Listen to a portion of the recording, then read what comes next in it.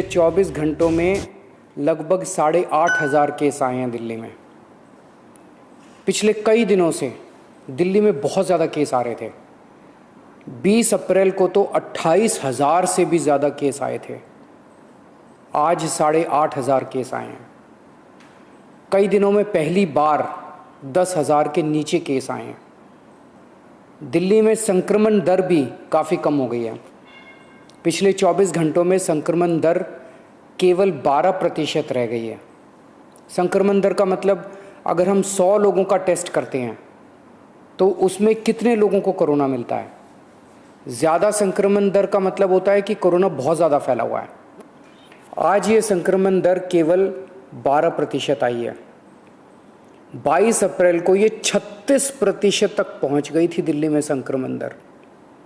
इसका मतलब दिल्ली में अब काफ़ी कम लोग बीमार पड़ रहे हैं। अस्पतालों में भर्ती लोगों की संख्या भी अब काफ़ी कम हो गई है। पिछले 10 दिनों में दिल्ली के अस्पतालों में कोरोना के 3,000 से ज़्यादा मरीज कम हो गए हैं, यहाँ कि 3,000 बेड खाली हो गए हैं। और अब अस्पतालों में बेड मिलने में परेशानी नहीं हो रही है। हालांकि एक बात देखने में आई है कि आईसीयू के बेड अभी भी भरे हुए हैं। इसका मतलब सीरियस मरीजों की संख्या अभी ज़्यादा कम नहीं हुई है। अभी भी दिल्ली के अस्पतालों में आईसीयू बेड लगभग सारे भरे हुए हैं। इस दिशा में भी आपकी सरकार काम कर रही है। लगभग 1200 नए आईसीयू बेड बन के तैयार हो गए हैं और आज या कल में ये चालू होने वाले हैं। इससे अपने दिल्ली वासियों को काफ़ी राहत मिलेगी। दिल्ली में जो केस कम हो रहे हैं इसमें हर दिल्ली वासी का बहुत ज़्यादा सहयोग रहा है। हमने दिल्ली में बहुत कड़ा लॉकडाउन लगाया, लेकिन दिल्ली वासियों ने उसमें पूरा सहयोग किया। सबने पूरी तरह से लॉकडाउन का पालन किया। आज सब लोग बात कर रहे हैं कि दिल्ली वासियों ने इतने कम समय में कोरोना के केस कम कैसे कर लिए। ये केवल और केवल दिल्ली वासियों के अनुशासित आचरण की वजह से हुआ है। लेकिन लड़ाई अभी जीती नहीं गई है। लड़ाई अभी बाकी है। अभी भी 8,500 केस आए हैं। इनको 0 तक ले जाना है। कोरोना को पूरी तरह ख़त्म करना है। और दूसरी बात, हम अगर अब ढीले पड़ गए तो ये केस फिर बढ़ जाएंगे। कोई गारंटी नहीं है कि ये कम ही रहेंगे। फिर से दिल्ली पे मुसीबत आ सकती है।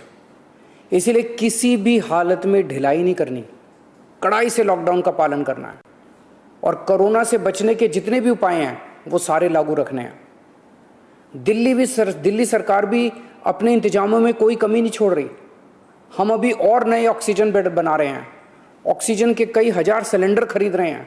नए नए आईसीयू बेड बना रहे हैं, ताकि भगवान ना करे अगर कोरोना के केस फिर से बढ़ गए तो हमारी तैयारी में कोई कमी नहीं होगी। पिछले कुछ दिनों में बेहद दुखदाई, बहुत दुखदाई दिन बीते। पिछले सभी कोशिशों के बावजूद हम अपने कई दिल्ली वासियों को बचा नहीं पाए। कई परिवारों में तो एक से ज़्यादा मौत हुई हैं। मैं भगवान से प्रार्थना करता हूँ कि इन सभी आत्माओं को शांति प्रदान करे।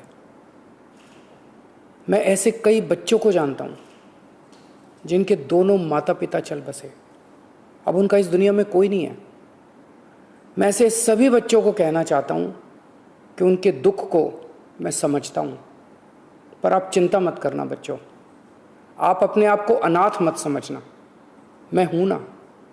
किसी भी बच्चे की पढ़ाई बीच में छूटने नहीं देंगे। हर बच्चे की पढ़ाई जारी रहेगी।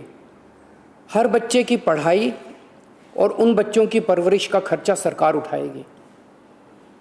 ऐसे कई बुजुर्ग हैं जिनके जवान बच्चे थे, वो कमाते थे तब उनका घर चलता था। अब वो कमाने वाले बच्चे नहीं रहे।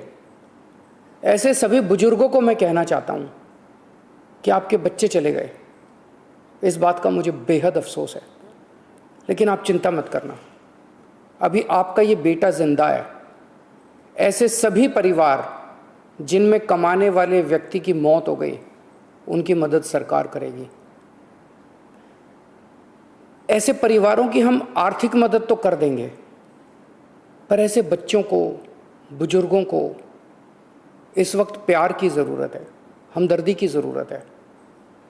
मेरी ऐसे परिवारों के सभी पड़ोसियों और उनके रिश्तेदारों से विनती है, इनका ख्याल रखना। ऐसे परिवारों पे बहुत बड़ी मुसीबत आई है, इन्हें अपना प्यार और अपनी हमदर्दी देना। दिल्ली के 2 करोड़ लोग, हम सब एक परिवार हैं।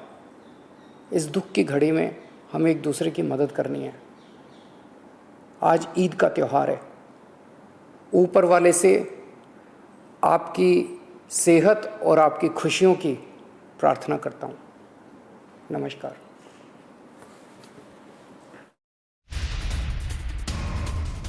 तो देखिए, दिल्ली के मुख्यमंत्री अरविंद केजरीवाल सामने आए और उन्होंने कहा कि दिल्ली में संक्रमण दर कम हो रही है, लेकिन अभी भी हमें बहुत सावधान रहने की ज़रूरत है। कोई गारंटी नहीं है कि ये संक्रमण दर फिर ना बढ़े। और उन्होंने उन बच्चों का जिक्र किया जिनके सर से माँ बाप का साया उठ गया इस कोरोना काल के दौरान। उन्होंने कहा कि वो बच्चे अपने आप को अकेले ना समझें, हम उन बच्चों को पढ़ाएंगे और मैं उनका ख्याल रखूंगा।